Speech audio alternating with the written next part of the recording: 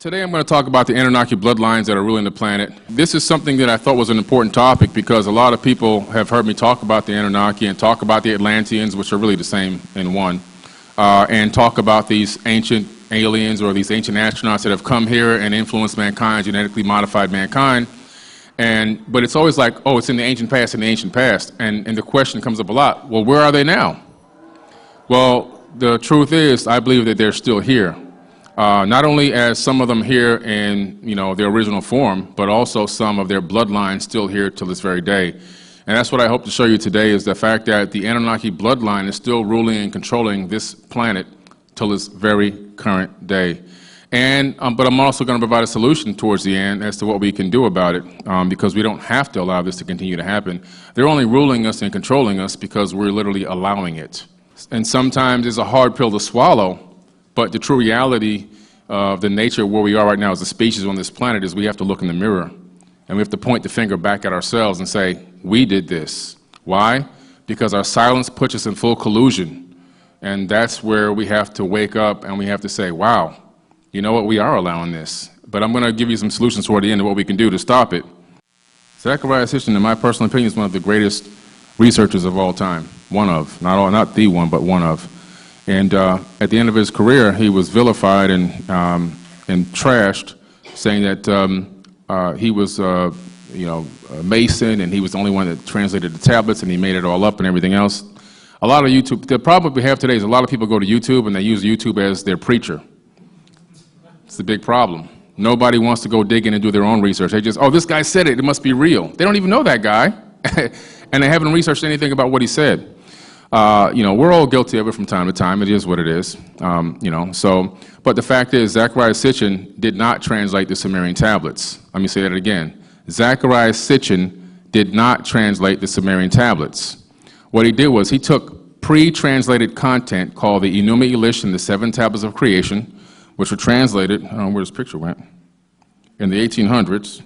In the 1800s by Leonard William King and also by George Smith.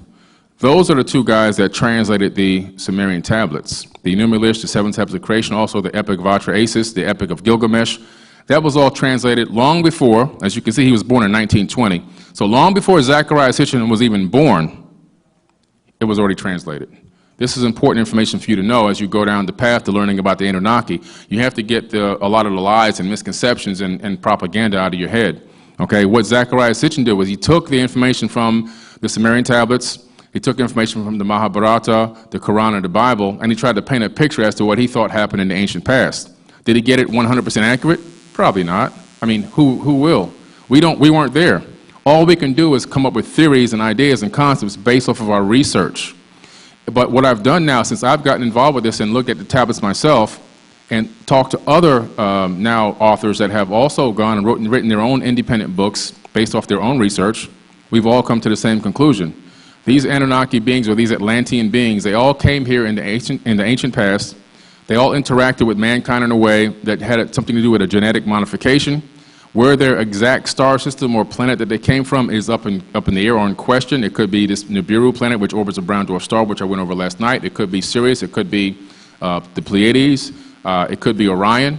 I tend to think that it's all of them. I think that there are multi-planetary species from all different planets, solar systems, and probably a galactic planetary type of a race. That's my personal opinion. And people say, well, where's Atlantis? Is it in the Atlantic Ocean? We're standing on Atlantis right now. Atlantis is the entire planet Earth. They came here to stake the claim to it. There was a ring city in the Atlantic Ocean which sunk, or somewhere in the region. However, that was just one capital city of dozens that were already on the planet, and Atlantis is everywhere. No matter where you stand on this planet, you're standing on top of Atlantis. It was global. This is the CDLI Cuneiform Library website, which is hosted by UCLA. So if you ever say, man, I want to look at these tablets for myself, I encourage you to. You just go to the UCLA CDLI Cuneiform Library. You can take a virtual tablet off the shelf and drop it into the translator for free and find out what the tablet says. So that's how easy it is. You don't need Zecharia Sitchin, you don't need me, you don't need anybody else. All you need is some time and a computer. What's interesting about the tablets is they all talk like Yoda. And, when you read it, it sounds like Yoda speaking to you. I mean, it literally does, This you do must, it's one of those type of things. So we're going to talk a little bit about that. The Anunnaki elite make their way to Earth, the fifth tablet. So we're talking about now, a very long time ago, about 450,000 years ago, these people came here, or these beings came here, and we look like them. They're not little green men with antenna. From the planet Lamu, the chariot departed toward Earth. The journey continued. Around the moon, they made circuits. A way station thereon to explore. Around the Earth, they made circuits toward a splashdown slowing. In the waters beside Eridu, Nungal, the chariot bring down. To Kwe, by Enlil, constructed. They stepped off. Boats were no longer needed, so there must have been some type of a bridge that they stepped onto to walk to land. Enlil and Enki, their sister, would embrace, greeted. With Nungal, the pilot locked arms. The heroes, male and female, by present heroes were the shouts greeted. All that the chariot brought was quickly unloaded. Rocket ships and skyships, and the tools by Enki designed, and provisions of all kinds. So they're setting up shop. They're making a base, a way station, a base here on Earth. This is one of the first arrivals of these people here. They were called the heroes of old. They're known as the original pantheon, an original pantheon. The pantheon is not originally from Greece. It actually originated in Mesopotamia and Iraq. Real brief, I'm going to read this as well. Enlil's construction plans 450,000 years ago. This is before they began to interact with humans, by the way. Even though we had an existing hominid on this planet, they were making a base for themselves and working themselves.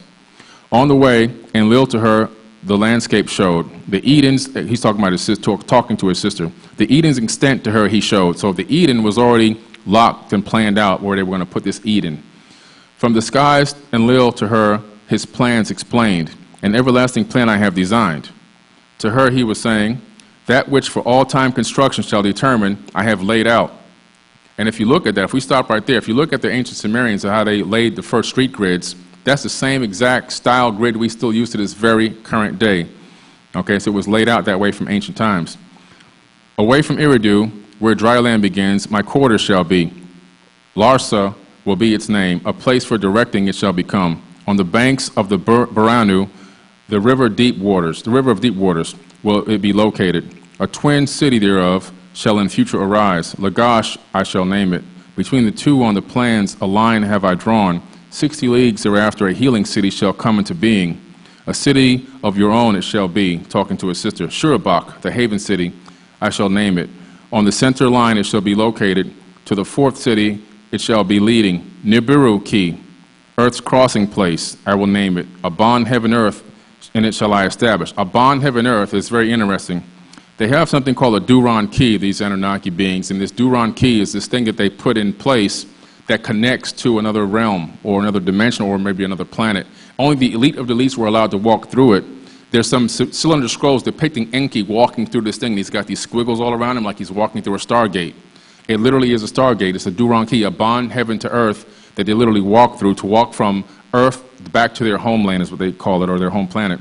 On a crystal tablet, Enlil to Ninmah, the master plan he was showing. So he had some type of an iPad almost.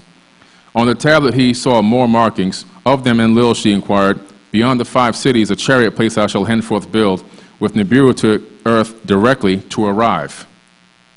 So from Nibiru to earth directly to arrive. That's a stargate. They're walking from earth directly back to their home planet.